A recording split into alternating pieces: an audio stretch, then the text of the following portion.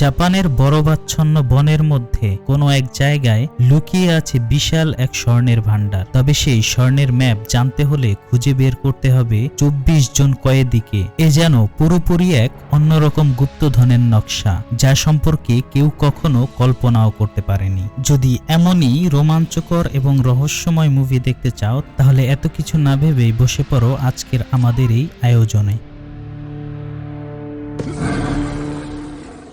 মুভির শুরুতে আমরা 1904 সালে রুশ জাপানিজ ওয়ারের বা যুদ্ধের একটা ব্যাটেল দৃশ্য দেখতে পাই। রাশিয়া আর জাপানের মধ্যে হওয়া যুদ্ধটা ছিল তখনকার সবচেয়ে ভায়োলেন্ট আর রক্তক্ষয়ী একটা যুদ্ধ।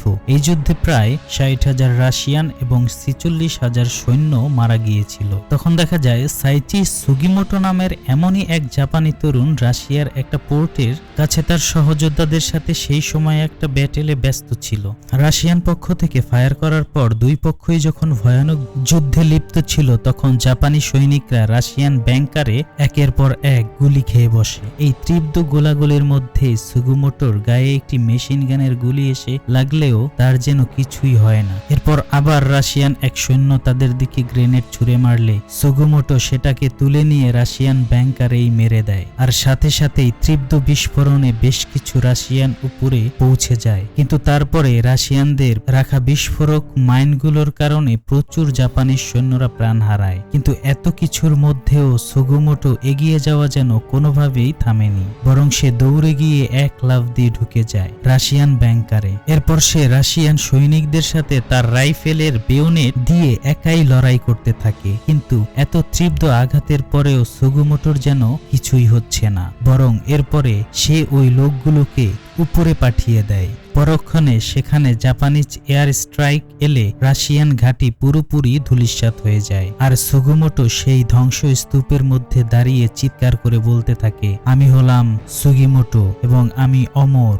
এখন এই যুদ্ধ শেষ হওয়ার 2 বছর পরের দৃশ্যে দেখা যায় সুগিমোটো এখন তার সৈনিক জীবন ছেড়ে ভিন্ন এক জীবন পার করছে। সেই জাপানিজ যুদ্ধের সময় তার দেওয়া নামটা ধরে লোকজন এখন তাকে অমর সুগিমোটো বলে ডাকে, কারণ সেই মেশিন গানের গুলি এবং বেয়োনেটের আঘাতের পরেও সে দিব্য সুস্থ অবস্থায় বেঁচে আছে। তার চেহারা এবং শরীরে আঘাতের চিহ্নগুলো দেখে যে কেউ ভিমরি খেতে বাধ্য। সুগিমোটো এখন একজন গোল্ড হান্টার, অর্থাৎ জাপানের বিভিন্ন নদীর তীরে সে স্বর্ণ খুঁজে বেড়ায়। একদিন জাপানের হোক্কাইডো শহরের এক নদীর তীরে স্বর্ণ খোঁজাখুঁজির সময় সুগিমোটো এক লোকের কাছ থেকে ভীষণ ইন্টারেস্টিং একটা স্টোরি শুনতে পায়। আজ থেকে অনেক বছর আগে জাপানের হোক্কাইডো প্রদেশ ছিল এক স্বর্ণগরী। গোল্ড রাশের সেই যুগটাতে নদীর তীর কিংবা আবাদি জমিতে প্রচুর স্বর্ণ পাওয়া যেত। তাই মানুষ স্বর্ণ খোঁজার জন্য একের পর এক জমি উজাড় করেই যাচ্ছিল।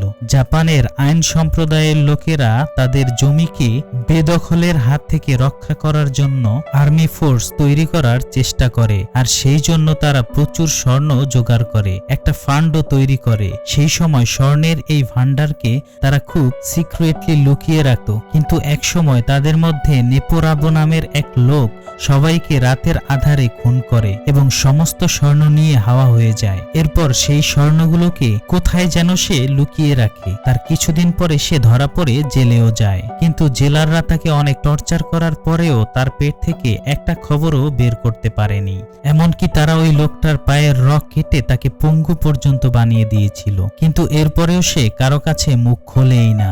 তবে এর পরিবর্তে সে এক অদ্ভুত কাণ্ড ঘটিয়ে বসে। জেলের ভিতরে কারাদণ্ড ভোগ করার সময় সে বেশ খানিকটা চারকোলের গুঁড়া জোগাড় করে। এরপর দেখা যায় সে থুতুর সাহায্যে ওই চারকোলগুলো মুখের মধ্যে মিশিয়ে কালি বানায়, আর একটা সুইয়ের মাধ্যমে সেই কালি দিয়ে তার প্রিয়জন হেলমেটের গায়ে স্ট্যাচু বানাতে শুরু করে। এই স্ট্যাচুতে সে খণ্ড খণ্ড নকশার মাধ্যমে গুপ্তধন অর্থাৎ লুকানো সেই স্বর্ণগুলো যেখানে আছে সেখানকার ম্যাপ ফুটিয়ে তোলে।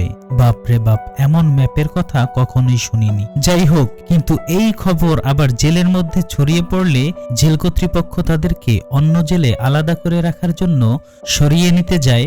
যখন তাদেরকে আর্মি প্রোডাকশনের জেল থেকে সরিয়ে নিয়ে যাওয়া হচ্ছিল, ঠিক তখনই তারা সুযোগ বুঝে আর্মিদের রাইফেল কেড়ে নিয়ে সবার উপরে হামলা করে। এরপর সব আর্মিদের শেষ করে দিয়ে তারা বনের মধ্যে অদৃশ্য হয়ে যায়। তারপর থেকেই তাদের হদিস কিংবা স্বর্ণের খবরও আর কেউ কোনোদিন পায়নি। এখন এই সমস্ত কথা শোনার পর সুগিমোটো এই স্টোরিটাকে শুধুই গালগপ্প বলেই আখ্যা দেয়। সুগিমোটো তারপরে চলে যাচ্ছিল, কিন্তু হঠাৎ পেছন থেকে সেই স্টোরি টেলার তার দিকে রাইফেল ধরে আর বলে, আমি তোমাকে একটু বেশি বলে ফেলেছি। সুগিমোটো বিন্দুমাত্র ভয় পায় না এবং সে পুরাতন মিলিটারি কায়দায় লোকটার হাত থেকে রাইফেল এক পলকেই কেড়ে নেয়।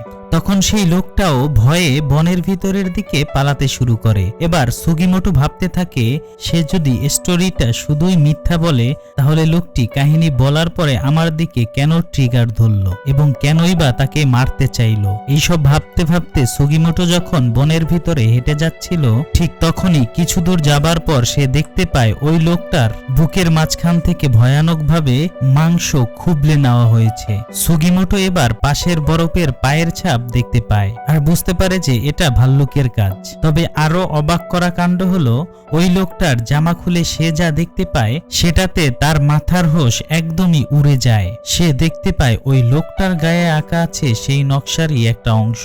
তার মানে প্রিজন সেলের ওই স্টোরিটা একদমই সত্য, আর এই লোকটাই ছিল সেই 24 জন কয়েদির মধ্যে একজন। এখন থেকে সুগিমোটোর একটাই লক্ষ্য, সে যে করেই হোক গুপ্তধনের সন্ধান করেই ছাড়বে। তাই ভাল্লুকের ভয়ের শর্তেও সেই লোকটির লাশ নিজের সাথেই নিয়ে যেতে থাকে। কিন্তু কিছু দূর হাঁটার পরেই তার সামনে মৃত্যুদূত হয়ে হাজির হয় সেই ভাল্লুকটি।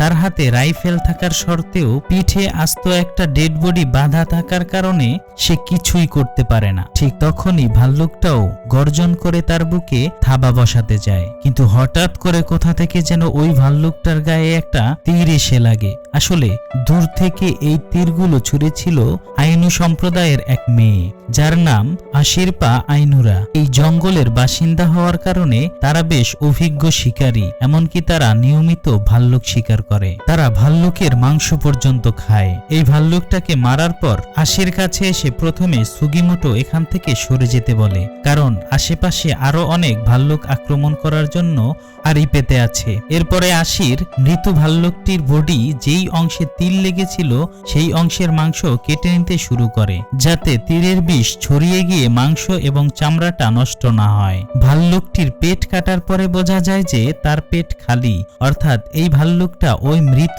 লোকটার মাংস খায়নি, হয়তো অন্য কোনো ভাল্লুক ওই লোকটির মাংস খেয়েছে। আশির তখন বলে, এই লোকটাকে যে ভাল্লুক মেরেছে সে নিশ্চয়ই তার আহার শেষ করতে আসবে, তাই সুগিমোটোর উচিত হবে ডেড বডিকে এখানে ফেলে যাওয়ার। কিন্তু সুগিমোটো জানায় যে তার পক্ষে এই লোকটাকে ছেড়ে যাওয়া সম্ভব নয়। এর পরের সিনে আমরা দেখতে পাই বরফের মাঝে আগুন জ্বালিয়ে সে আশিরকে ওই লোকটার স্টোরিগুলো বলতে শুরু করে।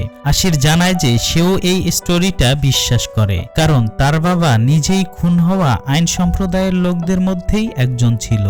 এখন যে লোকটাকে সুগিমোটো নিয়ে এসেছে তার বুকের মাঝখানে একটা জায়গায় চিহ্ন দেওয়া ছিল। এমন চিহ্ন সাধারণত কোনো প্রাণীর চামড়া ছাড়ানোর আগে তার বুকে করে নেওয়া হয়। এসব দেখে সুগিমোটো বুঝে যায় যে নরেপ্পা নামের সেই লোকটা আসলে তার 24 জন সেলমেটের সাথে স্বর্ণ ভাগ করার প্ল্যানে ছিল না, বরং তার প্ল্যান ছিল ওই সমস্ত লোককে খুন করে তাদের চামড়াগুলো নিয়ে নকশা একত্রিত করার।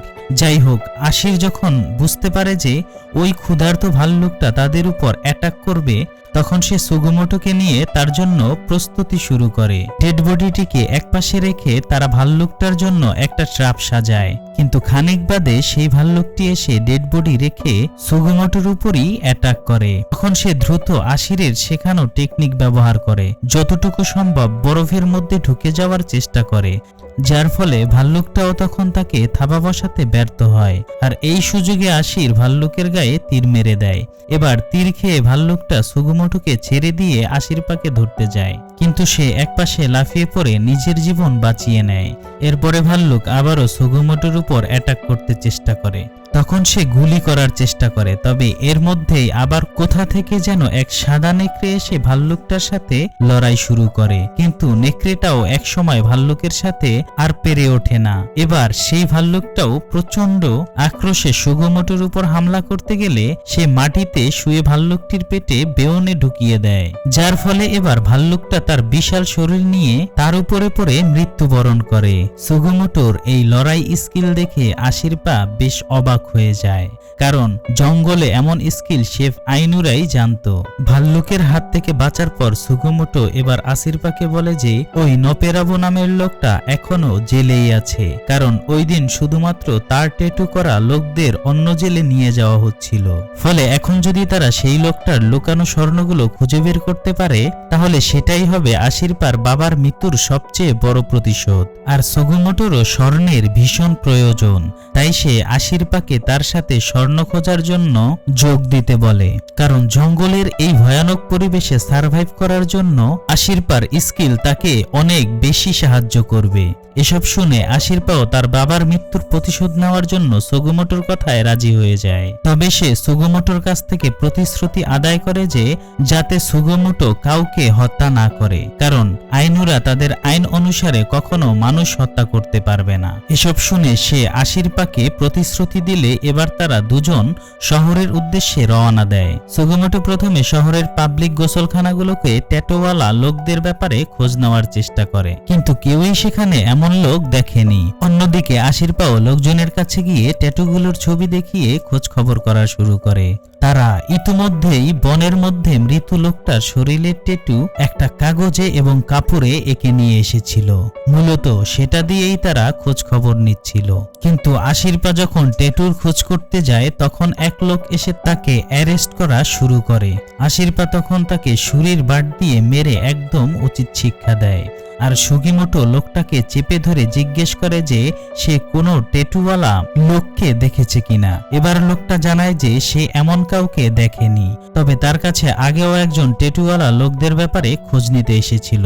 সুগিমোটো ও আসিরপা তখন লোকটাকে ছেড়ে দিয়ে আবারও বনের দিকে রওনা দেয়। অন্যদিকে এই পুরো সময়টাতে যে তাদের উপরে লোক দুজন চুপিসারে নজর রাখছিল, সেটা কিন্তু তারা ঠিকই খেয়াল করে, কিন্তু ওই লোকগুলো তো আর সেটা জানতো না। তাই তারা যখন তাদের ফলো করছিল, তখন তারা আগে থেকেই একটা ট্র্যাপ সেট করে ফেলে এবং কিছুক্ষণ পর তারা সেই ট্র্যাপে ফেসে যায়। এরপরেই সুগিমোটো এবং আসিরপা জানতে পারে যে এরা হলো সেই 24 জনের মধ্যে দুজন।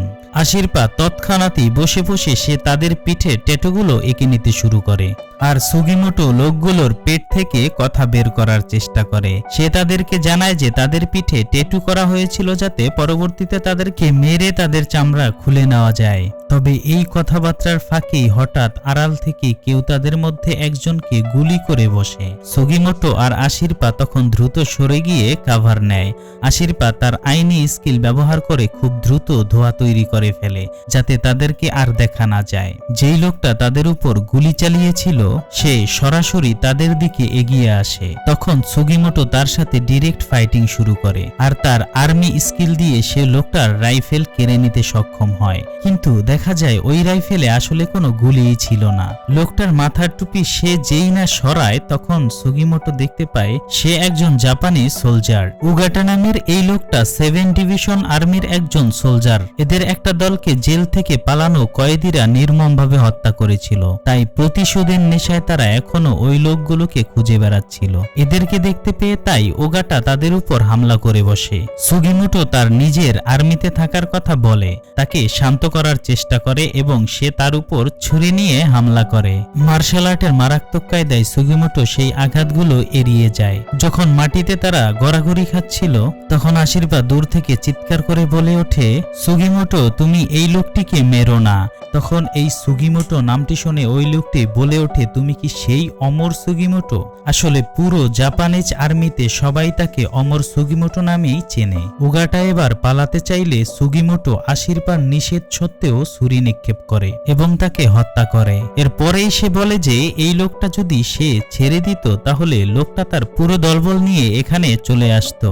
সুগিমোটো আর আসিরপা হঠাৎ করে খেয়াল করে যে তাদের কথাবার্তার কোনো এক ফাঁকে যে কয়েদিটা বেঁচে ছিল সে তার নিজের শরীরের বাঁধন ছিঁড়ে ফেলেছে। এই লোকটার পিঠ থেকে তখনও কিন্তু ট্যাটুর কপিটা করা বাকি ছিল। লোকটি পালাতে শুরু করলে সুগিমোটো দ্রুত তার পিছু নেয়। তখন লোকটা তাকে ধাক্কা দিয়ে ফেলে দেয়, তার দিকে বরফ ছুঁড়ে মারতে শুরু করে, কিন্তু বরফ মারতে গিয়ে লোকটা নিজেই বরফের মধ্যে পড়ে যায়। আসলে এই লোকটা যে কিছুটা পাগল কিসিমের ছিল সেটা তার কথাবার্তা শুনে বোঝা যায়। এবার সুগিমোটো লোকটার সাথে বরফের মধ্যে ধস্তাধস্তি করতে গিয়ে তারা দুজনেই সোজা নদীর নিচে পড়ে যায়। সেই নদীতে পড়ার পরেই ঠান্ডা যেন দুজনের হাত পা একেবারে জমে যায়। তারা দুজনেই ঠক ঠক করে কাঁপতে থাকে। সুগিমোটো তার কাছে থাকা ম্যাচ দিয়ে আগুন জ্বালানোর চেষ্টা করে, কিন্তু ভিজে যাওয়ার কারণে তাতে কোনোভাবেই আগুন ধরে না। তখন তার মাথায় আরেকটা মারাত্মক আইডিয়া আসে। সে বুলেটের ভিতরে থাকা গান পাউডার ব্যবহার করে আগুন জ্বালানোর প্ল্যান করে, কিন্তু দেখা যায় যে তার পকেটে থেকে বুলেটগুলো হয়তো নদীতে পড়ে গিয়েছিল। তাই সে এই ঠান্ডা পানিতে আবারও নেমে ওই বুলেটগুলো খুঁজতে শুরু করে। তবে তখন পারে দাঁড়ানো লোকটা হঠাৎ বলে ওঠে যে, তুমি আমাকে যেতে দাও, তাহলে আমি তোমাকে সাহায্য করব। এই কথা বলেই সে অদ্ভুত এক টেকনিকের সাহায্যে নিজের গলা দিয়ে একটা বুলেট বের করে। এই বুলেটটা সে আসলে জেল থেকে পালানোর কাজে ব্যবহার করার জন্য গিলে রেখেছিল, যাতে সময় মতো বের করে সেটা কাজে লাগাতে পারে। এবার ঠান্ডায় কাঁপতে কাঁপতে তারা বুলেটের পেছনে ছুরি মেরে কোনোভাবে আগুন জ্বালাতে সক্ষম হয়। এরপর তারা আবারও সেই লোকটাকে নিয়ে আগুনের আঁচে বসে তার পিঠের ট্যাটুগুলো কাগজে কপি করতে শুরু করে। লোকটি তাদেরকে জানায় যে জেল থেকে পালানোর পুরো প্ল্যানটা সাজিয়েছিল একমাত্র জাপানি মিলিটারি কমান্ডার, যার নাম তোশিজো। কিন্তু সুগিমোটো আবার এই কথা বিশ্বাস করতে চায় না, কারণ জাপানিজ আর্মির সবাই জানতো যে কমান্ডো তোশিজো যুদ্ধেই মারা গেছে। তবে ওই কমান্ডো দিব্য বেঁচে আছে, আর সে যে সুগিমোটোর মতোই পালানো জেলবন্দীদের খুঁজে বেড়াচ্ছে তা কেউই জানতো না। তোশিজো বন্দীদের মারার বদলে তাদেরকে নিয়ে একটা আর্মি তৈরি করার কাজে ব্যস্ত ছিল, যাতে জাপানিজ 7 ডিভিশনের মোকাবেলা করা যায়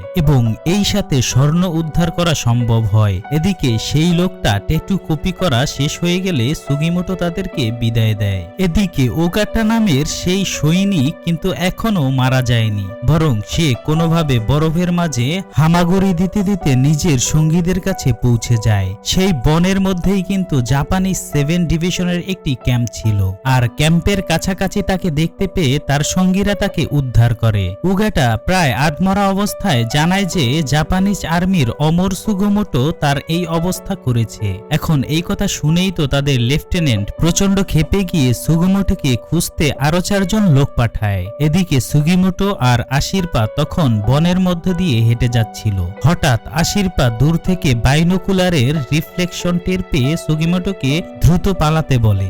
দূর থেকে সৈনিকরা তাদের পালাতে দেখার পর আইসিসকি দিয়ে তীব্র গতিতে তাদের পিছু নেয়। সুগিমোটো তখন কাপড়ের ট্যাটুর নকশাটা আশিরপার হাতে তুলে দিয়ে বলে যে যদি জাপানিজ সৈনিকরা তাদের ধরে ফেলে তাহলে সে যেন স্যালেন্ডার করে দেয়। তারপর দুজন দুদিকে দৌড়ে আলাদা হয়ে যায়, যাতে সৈনিকরা তাদের সহজে খুঁজে বের করতে না পারে। সুগিমোটো অন্যদিকে চলে যাওয়ার পর আশিরপা গাছের উপরে উঠে বসেছিল, কিন্তু এক সৈনিক তার পায়ের ছাপ লক্ষ্য করে গাছের দিকে তাকাতেই তাকে দেখে ফেলে। লোকটির কথায় তখন সে গাছ থেকে নেমে আসতে বাধ্য হয়। আশিরপা গাছ থেকে নামার পর তার সাথে থাকা ওই নকশাটি মাটিতে পড়ে গিয়েছে। তারপর সৈনিক সেটা দেখে ফেলে। এই ট্যাটুর নকশা দেখে তার মাথা তো পুরাই খারাপ হয়ে যায়। সে বারেবার আশিরপাকে জিজ্ঞেস করতে শুরু করে যে সে এটা কোথায় পেয়েছে। আশিরপা কিছু বলতে না চাইলে লোকটা তাকে ভয় দেখানো শুরু করে। হঠাৎ ওই সাদা নেকড়েটা এসে তার উপর হামলা করে দেয়। কামুই নামের এই নেকড়েটা মূলত আইনদের একটা পোষা নেকড়ে।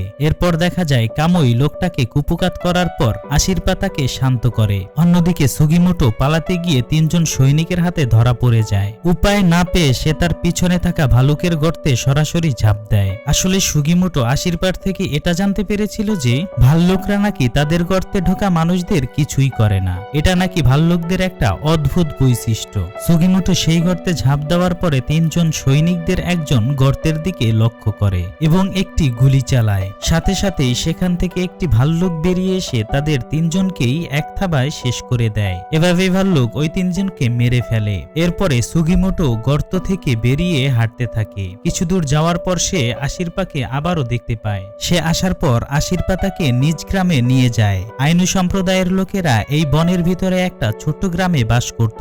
সুগিমোটো সেখানে যাওয়ার পর আইনুদের কালচার এবং অতিথি আপ্যায়ন দেখে ভীষণ ইমপ্রেস হয়ে পড়ে। আশিরপা তাকে নিজের দাদিমার সাথেও পরিচয় করে করিয়ে দেয়। রাতের খাওয়া দাওয়া করার সময় হঠাৎ আশিরপার দাদিমা সুগিমোটোকে আশিরপাকে বিয়ে করতে বলে, কারণ তিনি ভেবেছিলেন যে সুগিমোটো আর আশিরপা একে অপরকে পছন্দ করে। সুগিমোটো তার কথা বুঝতে না পেরে আশিরপাকে জিজ্ঞেস করলে সেও কিন্তু তাকে আসল অর্থটা বলে না।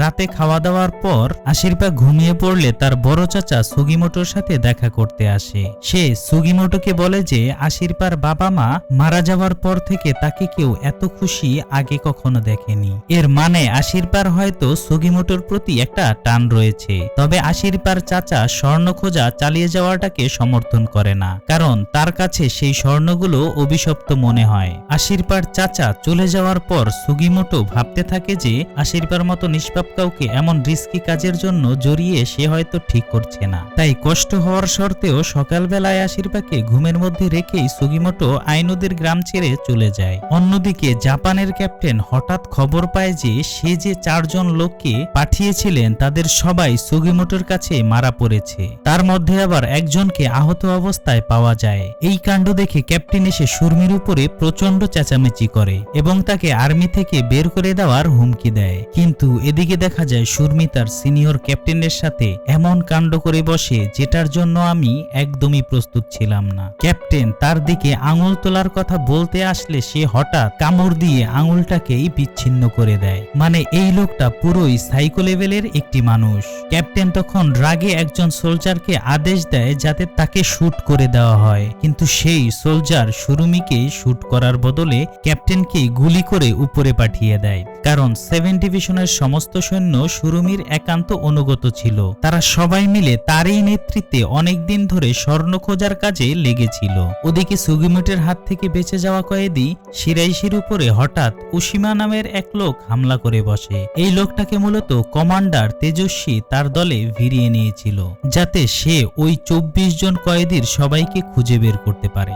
যখন উসিয়ামা শিরাইশিকে তাড়া করতে থাকে তখন সে পালাতে পালাতে হঠাৎ একদল সৈনিকের সামনে পড়ে। শিরাইশি পাগলের মতন করতে করতে সেই লোকগুলোকে অনুরোধ করে জানায় যে তারা যেন তাকে উসিয়ামার হাত থেকে বাঁচিয়ে নেয়। প্রথমে সৈনিকরা তার কথায় কান দিতে চায়নি, তবে তেচুর কথা শোনার পর সাথে সাথেই তারা অ্যালার্ট হয়ে যায়। একদিকে ওসিমা ছিল সাইরিশির চেয়েও সবচেয়ে বড় পাগল এবং সাইকো জাপানি সৈন্যরা তাকে গুলি করেও কুপকাত করতে পারে না। তাদের সবাইকে ছিটকে দিয়ে ওসিয়ামা সাইরাশিকে আবারও তাড়া করতে শুরু করে, কিন্তু ততক্ষণে সাইরিশি আবারও দেওয়ালের আড়ালে লুকিয়ে পড়েছিল। হঠাৎ আরেকজন লোক এসে জাপানি সৈনিকদের দিকে একটা গ্রেনেড নিক্ষেপ করে। এই লোকটাও কমান্ডার তেজস্বীর দলেরই একজন ছিল, কিন্তু যেই গ্রেনেডটা সে নিক্ষেপ করে সেটা সৈনিকদের কাছে না গিয়ে সাইরিশির কাছে গিয়েই পড়ে। সাইরিশিও দ্রুত গ্রেনেডটাকে তুলে নিয়ে অন্যদের দিকে ছুঁড়ে ফেলে দেয়। জাপানি সৈনিকরা আবারও সেটাকে তুলে নিয়ে ছুঁড়ে ফেলে দিলে গ্রেনেডটা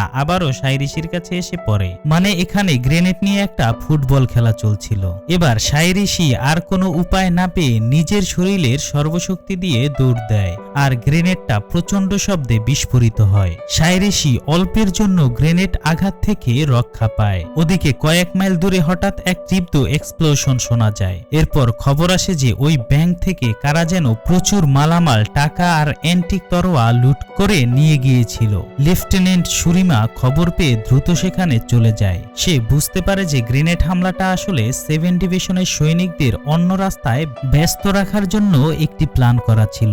এই সুযোগে হামলাকারীরা এই ব্যাংক লুট করে নিয়েছে। ব্যাংকের দোতলায় জানলা খোলার পর কমান্ডার তেজস্বীকে এক ঝলক দেখা মাত্রই তারা গুলি করতে শুরু করে, কিন্তু বুলেট প্রুফ জ্যাকেট পরে থাকার কারণে তার কিছুই হয় না এবং সে ঘোড়া নিয়ে সেখান থেকে পালিয়ে যায়। তেজস্বী মূলত তার তৈরি করা আর্মি দলের খরচ সামলানোর টাকা জোগাড় করার জন্য এই ব্যাংকটায় লুট করতে এসেছিল। অন্যদিকে আইনুদের গ্রাম থেকে চুপিসারে পালিয়ে আসার পর সুগিমোটো একটা রেস্টুরেন্টে বসে খাবার খাচ্ছিল। সেখানে 7 ডিভিশনের 2 জন চলে আসলে তাদের সাথে হঠাৎ তার হাতাহাতি শুরু হয়ে যায়। সে ওই 2 জনকে কাবু করে দিলেও লেফটেন্যান্ট তার পুরো ফোর্স নিয়ে চলে আসে, তাই এদের সামনে সুগিমোটো আর টিকতে পারে না।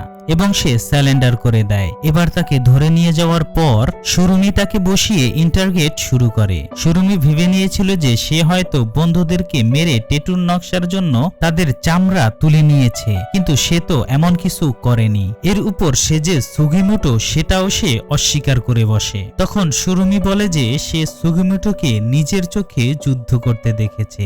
এরপর সুরুমি তার সাইকোনেসিসকে আরো এক ধাপ উপরের লেভেলে নিয়ে যায়। সে সুগিমোটোর মুখের মধ্যেই একটা স্টিক ঢুকিয়ে এফোর ওফোর করে দেয়। সুরুমি বলে যে যদি সুগিমোটো তার সাথে কাজ করতে রাজি হয় তাহলে তাকে ছেড়ে দেওয়া হবে। আসলে সুরুমির প্ল্যান ছিল যে 7 ডিভিশনের সব সৈনিকদের দিয়ে হাক্কাইডো প্রদেশ দখল করার এবং তারপর তারা এখানে মিলিটারি শাসন জারি করবে। এরপর পুরো প্রদেশই ব্যাপক আকারে খননের কাজ চালানো হবে যাতে ওই স্বর্ণগুলো উদ্ধার করা যায়। এছাড়া ওই প্রদেশে সমস্ত বন উজাড় করে তারা আফিম চাষও করবে। এবার সুরুমি কিছু স্বর্ণের কয়েন দেখিয়ে বলে যে এই কয়েনগুলো সে আইনুরা যেখানে মারা গিয়েছিল সেখানে পেয়েছে, অর্থাৎ স্বর্ণের গুজবটা একেবারেই সত্যি। কিন্তু সুগিমোটো তার কথায় কোনো মতেই রাজি ছিল না, কারণ একে তো সুরুমির প্ল্যান অত্যন্ত অসৎ এবং ভয়ানক, কিন্তু তার উপর বন উজাড় করলে আইনুদের কি হবে? এছাড়াও আরশিবাদের পাড়া তখন কোথায় থাকবে? তাই সুগিমোটো সুরুমির কথায় একেবারেই রাজি হয় না। তবে তখনই সুরুমিও তার লোকদের অর্ডার দেয় যাতে সুগিমোটোকে আরো বেশি টর্চার করা হয়। ওদিকে সুগিমোটো চলে যাওয়ার পর আশির্পা তাকে খুঁজতে খুঁজতে হয়রান হচ্ছিল। এবার আর কোনো উপায় না পেয়ে সে নিজের নেকড়ে কামইকে দিয়ে সুগিমোটোর ফেলে যাওয়া একটা মোজা শুকতে দেয়। কামই সেই গন্ধ ধরে তাকে একটা ঘরে নিয়ে যায়, কিন্তু সেটা ছিল ওই পাগল জেলবন্দি সাইরাসের ঘর। সাইরাস জানায় যে বনের মধ্যে একসাথে থাকার সময় তার এবং সুগিমোটোর মধ্যে মোজা পাল্টাপাল্টি হয়ে গিয়েছিল। সে সুগিমোটোকে 7 ডিভিশনের হাতে ধরা পড়া খবরটাও জানিয়ে দেয়। একথা শুনেই সুগিমোটোকে বাঁচাতে সে রওনা দেয়। সেখানে পৌঁছানোর পর সাইরেসি ভাবতে থাকে যে সুগিমোটো হয়তো এতক্ষণে উপরে চলে গিয়েছে, কিন্তু আশির্পার বিশ্বাস ছিল যে সুগিমোটো এখনো বেঁচে আছে, কারণ সে অমর সুগিমোটো। ওদিকে দেখা যায় দুইজন সৈনিক সুগিমোটোকে টর্চারের কাজে ব্যস্ত ছিল। সুগিমোটো তার হাত পা বাঁধা অবস্থাতেই মারাত্মক ডিগবাজি দিয়ে তার চেয়ার ভেঙে ফেলে এবং দুজন সৈনিকদের সাথে তার ফাইটিং শুরু হয়ে যায়। সেই দুইজন মিলেও তাকে কুপকাত করতে না পারলে বাকি সৈন্যরা এসে তাদেরকে ছাড়িয়ে দেয়। এদিকে জানালা দিয়ে এই দৃশ্য দেখার পরে সাইরেসি কনফার্ম করে যে সুগিমোটো এখনো বেঁচে আছে। এবার সাইরেসি স্বর্ণের কিছুটা ভাগ পাওয়ার লোভে আশির্পার সাথে ডিল করে নেয়। এরপর সে জানলার রড দিয়ে এমন ভাবে ভিতরে ঢুকে যেটা না দেখলে তোমাদের বিশ্বাসই হবে না। এমন চিপা দিয়ে একটা আস্ত মানুষ ঢুকে পড়তে পারে কিভাবে? যাই হোক, সাইরেসের ভিতরে ঢোকার পরেই সুগিমোটোর বাঁধন খুলে দেওয়া হয়। তারপর একপাশে লুকিয়ে পড়ে। ইতিমধ্যেই আরেক সৈন্য আবারও তাকে টর্চার করার জন্য ভিতরে ঢুকলে এবার ওই লোকটাকে তরোয়াল দিয়ে এক কোপে উপরে পাঠিয়ে দেয়। কিছুক্ষণ পরে ওই সৈনিকটার সঙ্গীর চেঁচেমেচিতে সুগিমোটো এসে দেখতে পায় যে সে ঘরের একপাশে পড়ে আছে, আর ওই সৈনিকটাও রক্তাক্ত হয়েছে, অর্থাৎ লড়াই করতে করতে হয়তো সৈনিকটা মারা গিয়েছে আর সুগিমোটো হয়তো গুরুতর আহত হয়েছে, কেননা তার বুকের বেশ খানিকটা জায়গা জুড়ে রক্ত ভাসছিল। এবার সুগিমোটো কোনোভাবে গোংরাতে গোংরাতে বলে যে সে সুরুমিকে সাহায্য করতে রাজি আছে। তখন সুরুমি তার সৈনিকদের সুগিমোটোকে হসপিটালে নিয়ে যাওয়ার জন্য আদেশ দেয়, কিন্তু তাকে নিয়ে সৈনিকরা রওনা দেওয়ার পরে সুরুমি বুঝতে পারে যে আসলে সে কত বড় ধোকায় পড়েছে। সুগিমোটো মোটেও আহত হয়নি, কারণ যে সৈনিকরা মরে পড়ে আছে তার বুকের দিকে অনেকখানি কাটা, অর্থাৎ সুগিমোটো সেখান থেকে কিছুটা রক্ত ও মাংস নিয়ে নিজের শরীরে লাগিয়ে এমন ভান করেছে যাতে তাকে আহত দেখা যায় এবং তার সন্দেহই সঠিক প্রমাণিত হয়। যখন বরফের রাস্তা ধরে হসপিটালে যাবার সময় সুগিমোটো প্রথমে দুজন সৈনিককে গাড়ি থেকে ছিটকে ফেলে দেয়। এরপর বাকি সৈন্যদের সাথে তার হাতাহাতি লেগে লেগে তাদেরকেও সে কুপকাত করে দিতে সক্ষম হয়। তবে শেষে একজনের সাথে ফাইট করতে গিয়ে তারা দুজনেই গাড়ি থেকে ছিটকে পড়ে যায়, কিন্তু রশি ধরে ফেলার কারণে আবারও দুজন বেঁচে যায়। এরপর হঠাৎ পাশ থেকে আরশিপা এসে চলন্ত অবস্থাতেই সেই গাড়িতে এসে পড়ে। তারপর সে সুগিমোটোকে টেনে তুলে নিয়ে গাড়ির রশিটা কেটে দেয়। সেই সৈনিকটাও ছিটকে গেলেও সৈনিকরা কিন্তু এখনো তার পিছু ছাড়েনি। পিছন থেকে ঘোড়া নিয়ে এসে আরো দুজন সৈনিক এবার তাদেরকে তাড়া করে এবং এর মধ্যেই একজন হঠাৎ লাফ দিয়ে গাড়িতে উঠে যায়। ততক্ষণে আশির্পা ঘোড়ার গাড়িটাকে সামলাচ্ছিল, তাই সুগুমোটোর সাথে আবারও লোকটার ফাইট শুরু হয়ে যায়। লোকটি আবারও ছুরি দিয়ে সুগুমোটোকে ভীষণভাবে হামলা শুরু করে। এবার সুগুমোটো যখন ফাইট করছিল তখন আশিরপা গাড়ি ছেড়ে সোজা ঘোড়ার উপর উঠে পড়ে, আর সে রশি ছেড়ে দিয়ে গাড়িটাকে আলাদা করে দিলে লোক সমেত গাড়িটা প্রচন্ড বেগে বরফের স্তূপে আছড়ে পড়ে। কিন্তু তাদের সামনে এখনো সবচেয়ে বড় সাইকোর উদয় হওয়াটাই বাকি ছিল। সামনের দিকের কুয়াশা থেকে ভূতের মতো তাদের সামনে ঘোড়া নিয়ে উদয় হয় লেফটেন্যান্ট সুরুমি। সে বেশ কয়েকটি গুলি চালালেও আশিরপার দক্ষতায় সেগুলোকে এড়িয়ে যাওয়ায় সক্ষম হয়। এরপর চলন্ত অবস্থাতে সে মারাত্মক স্টাইলে তীর মেরে সুরুমির ঘোড়াটাকে খোঁড়া করে দেয়। জাপানিদের এই স্কিল দেখে সত্যি অবাক হতে হয়। আর এভাবেই পুরো একদল সৈনিককে কুপকাত করে দিয়ে আশিরপা আর সুগুমোটো ঘোড়া নিয়ে পালিয়ে যেতে সক্ষম হয়। সুগিমোটো এভাবেই পালিয়ে যাওয়ার পর সুরুমির মাথা পুরোটাই খারাপ হয়ে যায়। এবার সে নিজের ব্যাটালিয়নকে সর্বাত্মক যুদ্ধের জন্য রেডি হওয়ার আদেশ দেয়। অন্যদিকে সাইরেসিও একজন সৈনিকদের ছদ্মবেশে 7 ডিভিশনের সাথে মিশে যায়। আর এরপরেই আমরা একটা শকিং রিভিল দেখতে পাই। সুরুমি হঠাৎ তার জামা খুলে সবাইকে দেখায় যে তার পিঠেও ঠিক এমনই একটি ট্যাটু আঁকা রয়েছে। তার মানে সেও ছিল ওই 24 জন কয়েদির মধ্যেই একজন। অন্যদিকে সুগিমোটোকে এভাবে বাঁচিয়ে আনার পর আশিরপা তার উপর প্রচন্ড রেগে যায়, কারণ সুগিমোটো তাকে না জানিয়ে তাকে ছেড়ে চলে এসেছে। সুগিমোটো তখন আশিরপার কাছ থেকে তার গোল্ড হান্টিং এর উদ্দেশ্য সব খুলে বলে। ছোটবেলায় তোরাজি এবং উমিকো নামের দুজন খুব ভালো বন্ধু ছিল। তারা দুজন ছাড়া সুগুমোটোর বাড়ির আর কেউই তার কাছে ঘেঁষতে চাইতো না, কারণ সুগুমোটোর বাবা মা একটা ভয়ঙ্কর ফুসফুসের অসুখে মারা গিয়েছিল। তাই সবাই ওই বাড়িটার সাথে সাথে সুগুমোটোর কাছ থেকেও দূরে থাকতো। এই অবস্থায় একদিন সুগুমোটো নিজের গ্রাম থেকে চলে যাওয়ার সিদ্ধান্ত নেয়, আর যাওয়ার আগে সে নিজের পুরো বাড়িটাকে জ্বালিয়ে দেয়। উমিকো তাকে আটকাতে চেষ্টা করলেও সুগিমোটো তার কথা শোনেনি, কারণ সুগিমোটো ভেবেছিল যে তার শরীরে হয়তো এই রোগ বাসা বেঁধেছে অথবা সামনে বাঁধতে পারে। তবে সুগুমোটো ভেবে রেখেছিল যে যদি 1 বছর তার মধ্যে কোনো লক্ষণ দেখা না যায় তাহলে সে আবারও গ্রামে ফিরে আসবে। ঠিক 1 বছর পর সুগিমোটো সুস্থ অবস্থায় আবারও নিজের গ্রামে ফিরে আসছিল, কিন্তু এসে সে দেখতে পায় যে তার বেস্ট ফ্রেন্ড তোরোজি এবং উমিকো বিয়ে করে নিয়েছে। তাই সেও তাদেরকে আর ঝামেলায় না ফেলে আবারও গ্রাম ছেড়ে চলে যায়। কিন্তু তোরাজি ভেবে নেয় হয়তো সুগিমোটো তার কাছ থেকে উমিওকে কেড়ে নিতে এসেছে, কিন্তু সুগিমোটো শান্তভাবে তোরোজিকে কংগ্রেচুলেশন জানিয়ে চলে যায়। সেই বছরেই রুশ জাপানিজ যুদ্ধ শুরু হলে সে তোরোজি আর সুগিমোটোর একই ডিভিশনে যোগ দেয়। সেখানে তারা নিজেদের মধ্যে সমস্ত ক্যাচাল ভুলে গিয়ে যুদ্ধের ময়দানে একসাথে পাশাপাশি থেকে যুদ্ধ করে। কিন্তু যুদ্ধের এক পর্যায়ে তোরোজি সুগিমোটোকে বাঁচাতে গিয়ে গুরুতর আহত হয়। এরপর মৃত্যুশয্যায় সে সুগিমোটোকে বলে যে উমিকোর চোখের অবস্থা ভালো না। তার প্ল্যান ছিল যে সে যুদ্ধের পর উমিকোর চোখের চিকিৎসা করাবে। এভাবেই তোরোজি সুগিমোটোকে উমিকার দেখার দায়িত্ব দিয়ে তার কোলেই ঢলে পড়ে। আর সুগিমোটো বন্ধুর মৃত্যুশয্যায় তাকে দেওয়ার কথাটা পালন করার জন্য তীব্র শপথ নেয়। যুদ্ধের পরে সে তোরোজির শেষ স্মৃতি হিসেবে ওয়ার বেসটা ফেরত দিতে তার বাড়িতে গিয়েছিল। সেখানে যাওয়ার পর সুগিমোটো দেখতে পায় যে উমিওর চোখের অবস্থা আসলেই খারাপ। তাই তারপর থেকে সে তোরোজিকে দেওয়া প্রতিশ্রুতি পালন করার জন্য স্বর্ণের খোঁজে লেগে পড়ে। অর্থাৎ এই স্বর্ণ খোঁজাটা শুধু তার নিজের জন্য নয়, বরং উমিওর জন্য, উমিওর চোখের চিকিৎসার জন্য। সুগিমোটোর মুখ থেকে এই স্টোরি শোনার পর আশিরপাও যেন আবেগে আপ্লুত হয়ে পড়ে। তার নিজের বাবার প্রতিশোধ তো আছেই, এরপর সুগিমোটোরও এই স্বর্ণের সবচেয়ে বেশি দরকার, সেটা আশিরপা ভালোই বুঝতে পারে। তাই সে এবার সুগিমোটোকে কথা দেয় যে তারা দুজন মিলে এই স্বর্ণগুলোকে খুঁজতে বের হবে। আর এই সিনের মধ্য দিয়ে এই মুভিটা এখানেই শেষ হয়। এখন মুভির এই এন্ডিং দেখে তোমরা হয়তো বুঝতেই পারছো যে এই মারাত্মক অ্যাডভেঞ্চারটা এখনো শেষ হয়নি, বরং আরো অনেকখানি থ্রিল এখনো বাকি আছে। বাকি অংশটা আমরা হয়তো এই মুভিরই সেকেন্ড পার্টে দেখতে চলেছি, যেটা খুব দ্রুতই হয়তো রিলিজ হবে। আর এই মুভির সেকেন্ড পার্ট রিলিজ হলেই আমি আবার এক্সপ্লেনেশন নিয়ে হাজির হব। আর ভিডিওটি ভালো লাগলে কি করতে হবে সেটা তো তোমরা জানোই। আজকে এ পর্যন্তই, দেখা হবে নেক্সট পার্টে। আল্লাহ হাফেজ।